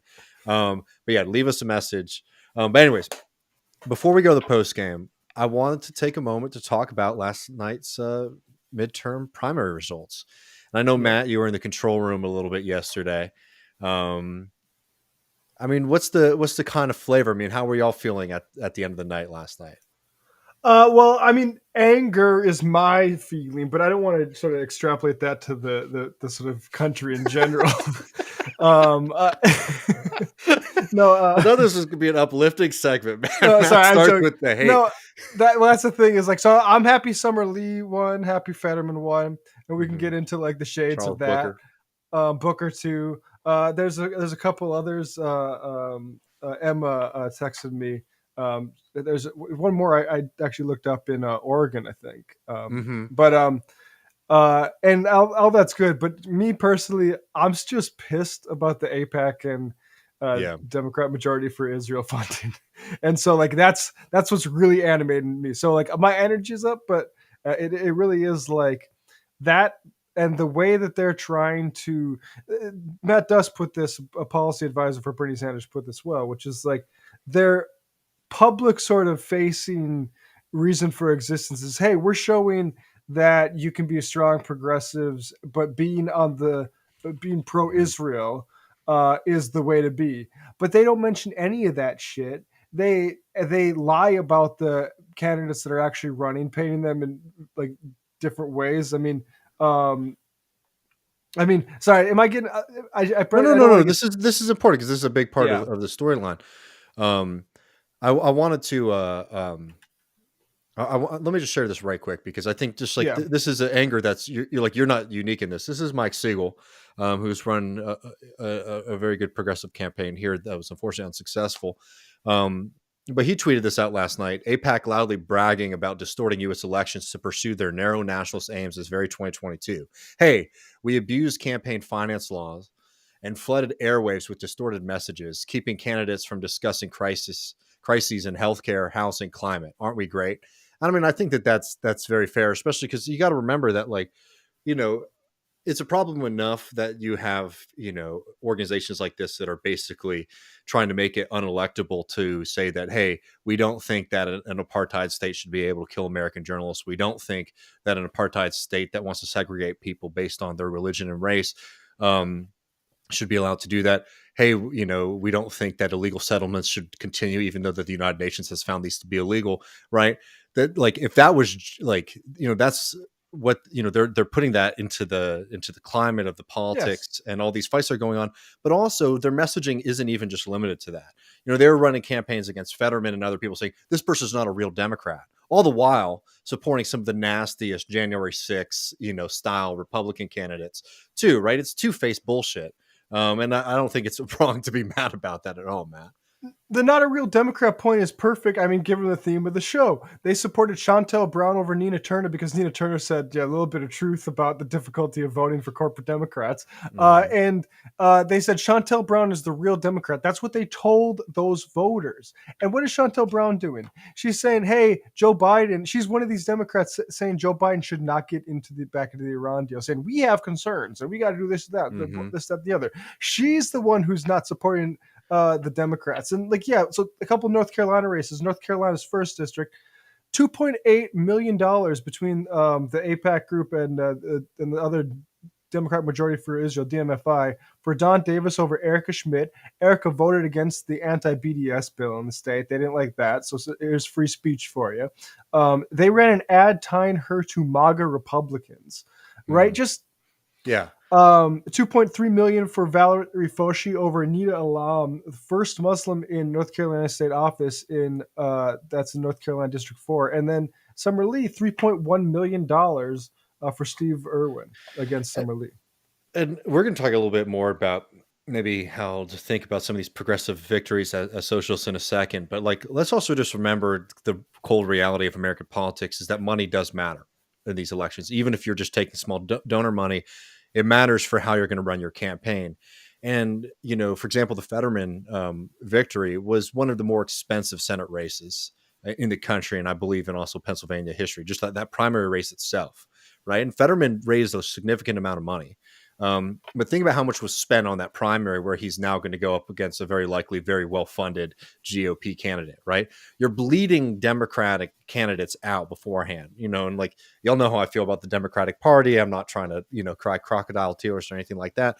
But just on a political level, it's disastrous for these organizations to be pumping so much money into these campaigns that then needs to be challenged from, the people who are being attacked by DMFI and APAC, right? Like, you're basically are weakening your Democratic Party candidates with this money, because the race just becomes so expensive that when they go into the general, they've depleted a large amount of the sums that they were able to raise in the primary, and then people are less likely to donate as the cycle goes on, or et cetera. Because I gave them $100 or whatever. It's a huge waste of money, and at the end of the day, it only supports war, apartheid, and paid consultants who are too fucking well paid. Yeah, but maybe let's talk about some of the positive results. Let's start in Kentucky, where Charles Booker is going to go up against Rand Paul. Maybe Charles should get in contact with Rand Paul's neighbor for the best way to land the best knockout blow. But I think that's a very exciting campaign. I always like the hood to the holler kind of framing. How could we be against that? And Booker's not perfect, and I'm just going to say this up front because I want to talk about it at the end. I want to lay these people out first and talk about their victories. We do have to be careful about our relations with them, and but also I think that you have to understand that there is a benefit to seeing progressive victories in states like Kentucky and Pennsylvania. Booker is somebody who's running on Medicare for all. He's somebody who's running on reclaiming the New Deal legacy. I have this quote here from him. Let me just read this right quick. This is from his interview with the Real News Network. We are trying to tell a story with the Kentucky New Deal, trying to help folks to remember the promise and the opportunity that was the New Deal, which created these long-term investments in regular folks. There's also this understanding that in a lot of ways, the promise of a New Deal, which was really about ending poverty, has been undermined for years by politicians like Rand Paul and Mitch McConnell, who are really looking to screw us every chance they get and to sell us out to the highest bidder. That's a message that I believe is a winning message. It's also a message that has a positive program associated with it, because we do need this kind of massive state investment, New Deal style policies to get us out of the current disaster situation that we've been in. If it's climate, if it's poverty, if it's education, like these are the kinds of visions that we need to be building on. And I think that having somebody, if you're in Kentucky, having somebody like Booker to vote for against somebody as despicable as Rand Paul, that's a very positive thing. Oh, absolutely. I mean, who was it against McConnell? Amy McGrath, which was a disaster. I mean, just like, and what that does is like, just like the political sort of atmosphere is just like, no, like there's nothing that carries forward. Yeah, like even if he doesn't beat Rand here, which I'd be amazing if he beats Rand Paul, but at least you're building something with like toward, like you're saying, a public, like a program toward actual things, and not some like, here's a vet who can like stand like, oh. I'm excited to see Booker versus Rand, just because, Rand is a very unique kind of Republican, at least in the way he presents himself. If you look at his, like, everyone's always like, Rand's a libertarian. Really look at his voting record, and it's not as different as you might expect from your typical mainstream, GOP, senator. Every once in a while he'll make a fuss about, about military investment, but it's always quite limp. I'll be interested to see how Booker comes up against Rand, just because, when Rand makes these kind of arguments about increasing taxes and coming after a certain kind of lifestyle, I think that Booker putting forward a very strong kind of New Deal oriented politics versus that, I think could be quite compelling. Just because it's different from the kind of limp Democratic thing where they're like, well, actually, I cut taxes when I was in the Kentucky State House, or whatever the fuck they say, right? Like, I think that will be something that will be very beneficial for Booker. And I think even if it's not successful in the long game, I think, is very helpful in just like moving that conversation out of that really tired tax bracket argument that you basically see in most state races across the country. Yeah, I mean, that's a good point. Yeah. Well, let's go over to Pennsylvania just for a second. Summer Lee looks like, she pulled away with it. That's a huge victory. I'm very happy to see that. I think Summer Lee will be a great addition to the kind of general progressive movement. And Fetterman, everyone's favorite big boy, won out. And he didn't just win by a little bit. He won overwhelmingly. Every county in Pennsylvania went for Fetterman. That's despite millions of dollars being pushed against him by TMFI. And all of the Connor Lamb. Connor Lamb, who's the greatest swamp ghoul you could imagine. Yeah, a little worm. Truly. I mean, this is somebody who is like an anti-union consultant kind of character. This is somebody who is through and through was very proud to say, I'm against progressive policies. I'm against democratic socialism, and made the race about that. And I mean, in a way that like makes Fetterman, I thought, like look like a little bit better than he actually is. I'm excited about him, but I'm like, oh my God, he's a socialist, and like, okay, here we go, let's do it. And it's like, he's a good Democrat, I think. Fetterman is like a notch below. Fetterman is a progressive in the sense of like progressives are very different from socialists, and like we have a lot of common goals, at least in the short term, long term, very different ones. But yeah, no, I mean, Matt, you're right. Like the point is like, what lessons can we draw from the Pennsylvania race, right? If they made this race about kind of turning against the Bernie Sanders style democratic socialism or left populism or whatever you want to call it, and Fetterman is the recipient of the yes vote there, that's good for our kind of politics. Fetterman supports Medicare for all. He's somebody who supports unions, drug legalization. People, I will say too, like one thing that's good about Fetterman, he's very strong on nuclear, which I think is something that will add a lot of good energy.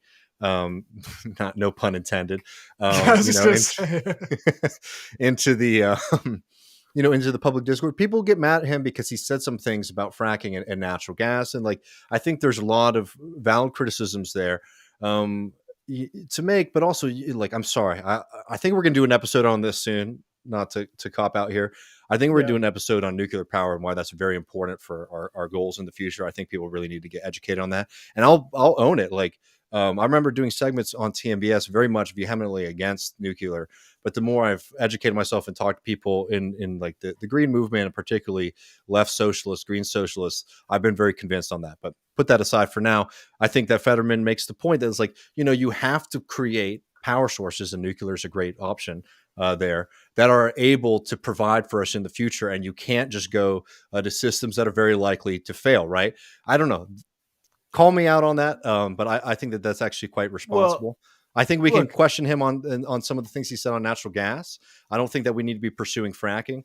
But the quotations that I've read of him, he's saying like, you can't say that you're going to pull out nuclear and then say that you want to get rid of natural gas and fracking, because it just doesn't work, especially in the short term. But anyways, I think that Fetterman on that has been fairly solid. I guess I would like more Green New Deal kind of politics from him. But again, fuck yeah versus any kind of Republican candidate, and fuck yeah versus any kind of Connor Lamb character. Do you know how the Moneyball system works? That movie with Jonah Hill, and I think Jonah Hill's in it. Yeah. But so basically the idea is wins above replacement, war. It's a big baseball stat. And the thing is like, you just want to do better than what the general, what you could expect at that position. Right. And so like, Fetterman might not. I mean, I think I agree with you. Like, we need to be a lot more on that. And maybe he won't be better on fracking issues. On all these other issues, it's way better than what you got, right? And I think like people just need to think about it that way. And yeah.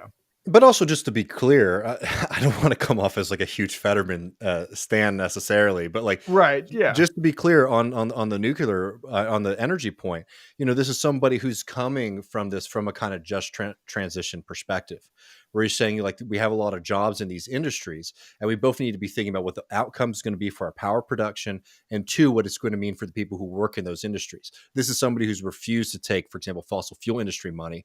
So a lot of the concerns that he has there, I think, are the kind of political fights that we need to have in any kind of transition, right? Where we're saying to the people who work in those industries, here's the plan to get you all from where you're at to where we want to be in the future. We're not going to just, cut y'all out and leave y'all unemployed, right? Which I think is a big problem with a lot of,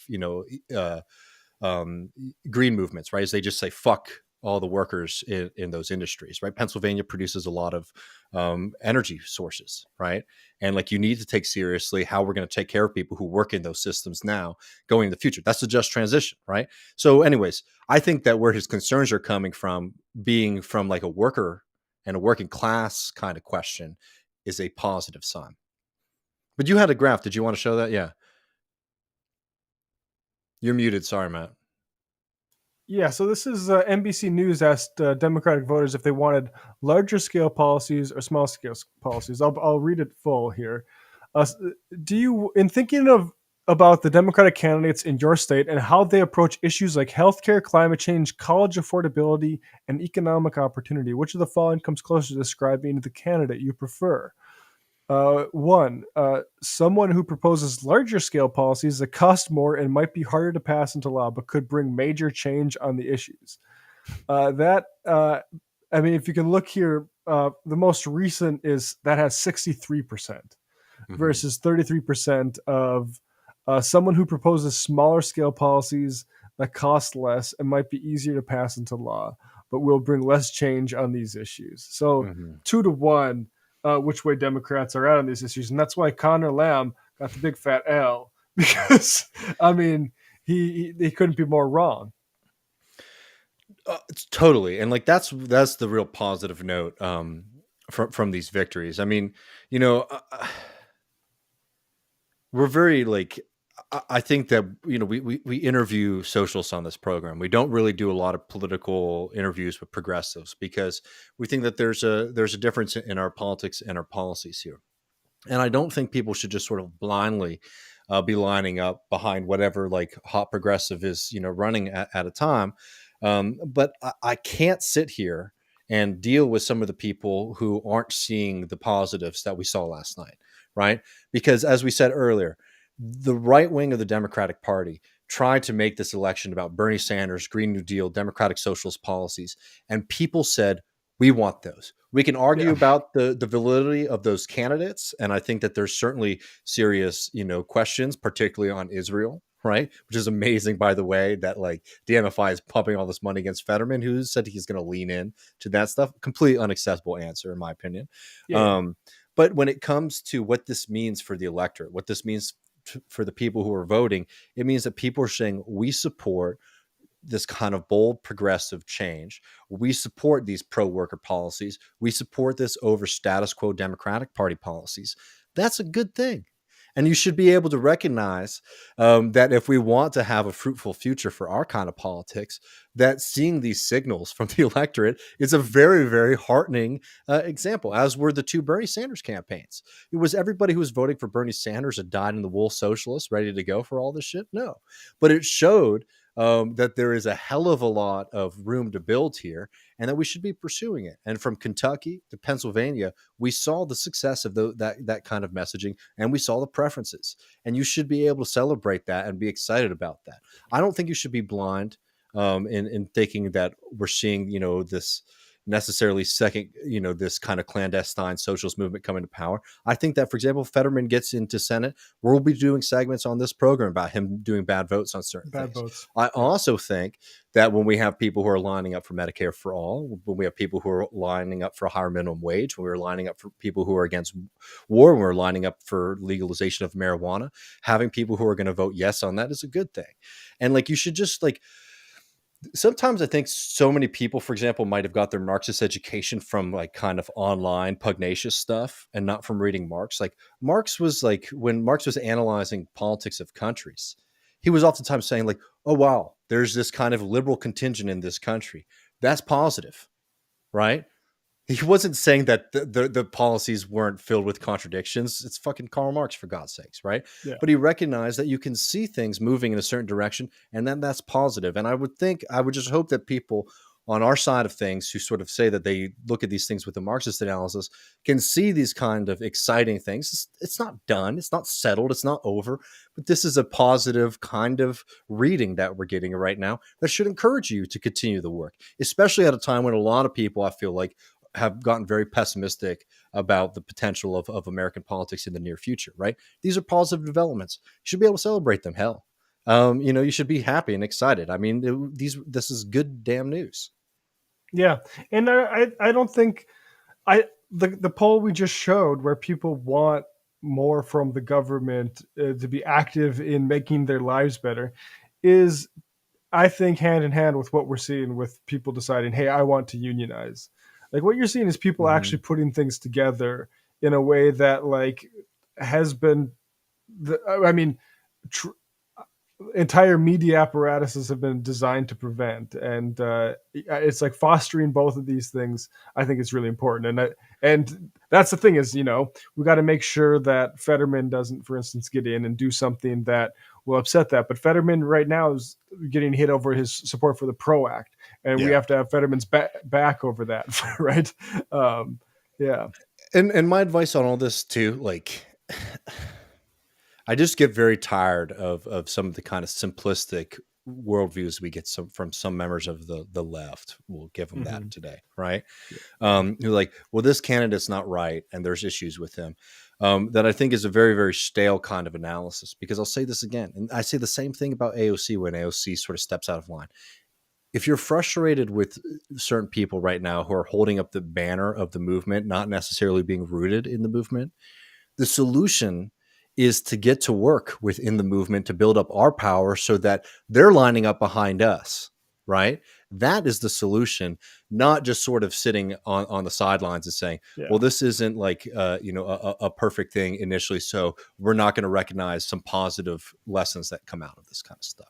Don't get stupid and starry-eyed and start thinking that, finally the Democratic Party is going to reform itself and start, being a real lefty organization. Don't be stupid like that, but also don't be stupid in not being able to see that when positive changes are happening, when we're getting good results from the work that has been being done on making ideas like Medicare for all popular, ideas like a higher minimum wage more popular, ideas like a Green New Deal more popular, when we're seeing those results come, even if they're not necessarily lining up in our group's like control, we should see those as a positive thing. And the question then needs to be, how can we get control of those things rather than just sort of sitting on the outside?